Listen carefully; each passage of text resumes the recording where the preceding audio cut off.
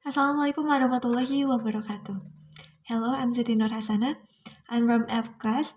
My study number is 12050302227. On this occasion, I will make a video of process interpreting about English to Indonesian language. It is made for final examination of consecutive interpreting course. Here, I have an empty book to write the taking letter.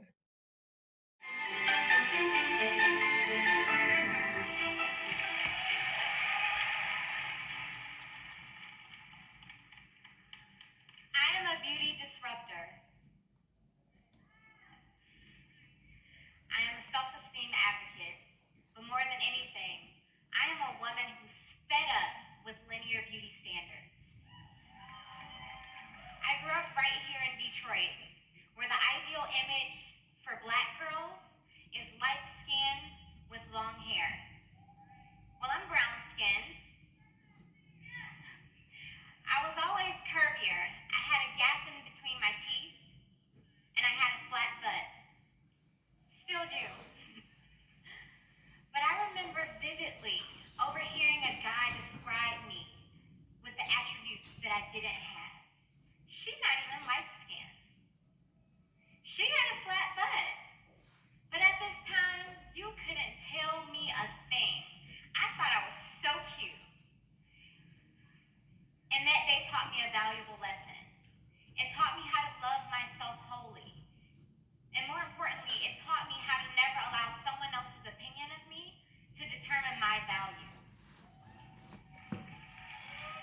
For the last 6 years, I've built a cosmetic company with the idea to change the way we think about beauty for ourselves and ultimately how we extend that to those who look differently from us. When I started making lipstick in my kitchen, it wasn't because I was passionate about makeup, no. It was because I was frustrated that attractiveness was consistently looked at through a singular lens. Today, if you search the word beauty, you'll end up with a sea of fair-skinned, thin, young women, as if good looks don't come in any other form. And so, when we have those ideas in the back of our mind, we really start to think that we're ugly. We look at the beautiful people and we think, man, they have it all. They're rich, they're in love, they're happy, they're successful. And I could have that too if I just changed.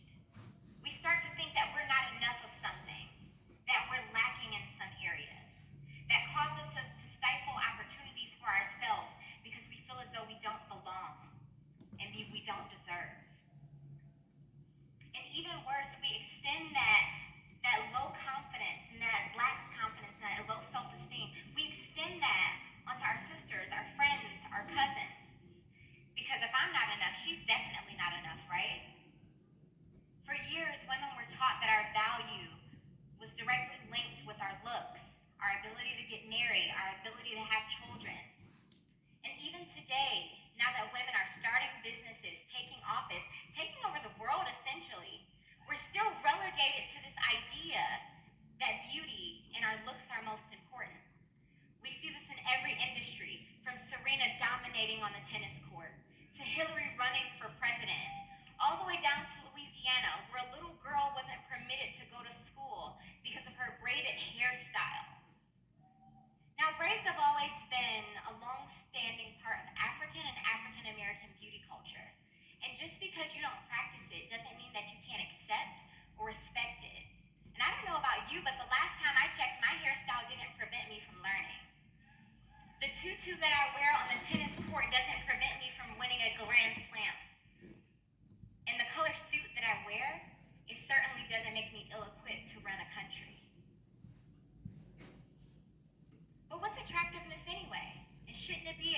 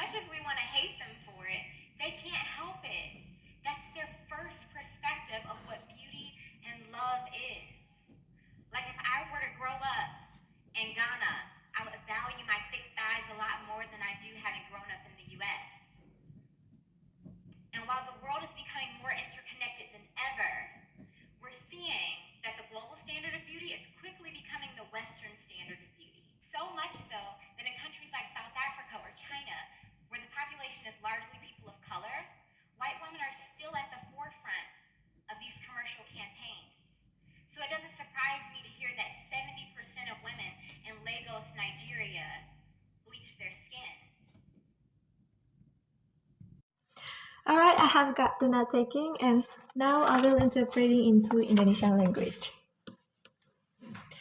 Saya adalah seorang pengagum kecantikan. Saya adalah seorang pendukung harga diri, tetapi lebih dari itu, saya adalah seorang gadis yang muak dengan standar kecantikan. Saya lahir dan dibesarkan di Detroit, tempat di mana citra ideal seorang gadis berkulit gelap dengan gadis berkulit terang dan rambut panjang. Saya adalah seorang gadis yang berkulit coklat atau gelap. Saya selalu lebih bertolak. Saya mempunyai celah di antara gigi saya pun mempunyai bokong yang rata. Saya ingat seorang pria pernah menggambarkan diri saya dengan atribut yang bahkan tidak saya miliki. Dia berkata, dia berkulit gelap, dia mempunyai bokong yang rata. Saat ini Anda tidak bisa menggambarkan saya dengan apapun. Saya pikir saya sangat lucu. Hari itu memberikan saya pelajaran yang sangat berharga. Pelajaran berharga agar saya bisa mencintai diri saya sepenuhnya. Dan yang lebih penting lagi, saya tidak akan membiarkan opini orang lain terhadap diri saya menentukan nilai saya. 6 tahun terakhir saya telah membangun perusahaan kosmetik dengan tujuan mengubah ide atau pola pikir orang lain mengenai kecantikan. Ketika saya membuat lipstik di dapur saya, itu bukan karena saya mempunyai fashion di bidang itu, melainkan karena saya frustasi dengan pola pikir atau pandangan orang mengenai kecantikan yang hanya dilihat dari satu sudut pandang saja. Hari ini ketika kita mencari kata cantik, ketika kita mencari kata kecantikan, kita akan berakhir pada seorang wanita yang muda, yang mempunyai kulit putih dengan tubuh yang kurus. Seolah-olah hari ini, seolah-olah itu menunjukkan kecantikan tidak dapat datang dari tempat yang lain. Jadi seolah-olah ketika kita mempunyai ide, kita hanya berpikir kita jelek. Dan ketika kita menemukan seseorang wanita yang mempunyai segalanya, mereka yang kaya, mereka yang dicintai, mereka yang bahagia, dan mereka yang sukses, sebetulnya kita bisa mempunyai apa yang mereka miliki. Kita bisa mengubah itu. Tetapi ketika kita berpikir kita tidak cukup dalam beberapa hal, kita kurang dalam beberapa hal. Hal itu karena kita menahan kesempatan untuk diri kita sendiri, disebabkan karena kita merasa tidak pantas, kita merasa tidak layak akan hal itu. Dan yang lebih buruk lagi, kita memperluas rendahnya kepercayaan diri dan harga diri, bahkan hingga ke saudara perempuan kita, ke teman-teman kita, bahkan ke sepupu kita. Hal itu karena ketika kita merasa tidak cukup, mereka pun tentu akan merasa tidak cukup. Bertahun-tahun, wanita diajari bahwa nilai kita terkait langsung dengan penampilan kita, dengan kemampuan kita menikah, dengan kemampuan kita memiliki anak. Hingga hari ini, ketika wanita sudah mampu memulai bisnis, ketika wanita sudah mampu mengambil alih dunia, tetap saja wanita terpengaruh dengan pola pikir bahwa penampilan dan kecantikan merupakan hal yang sangat penting.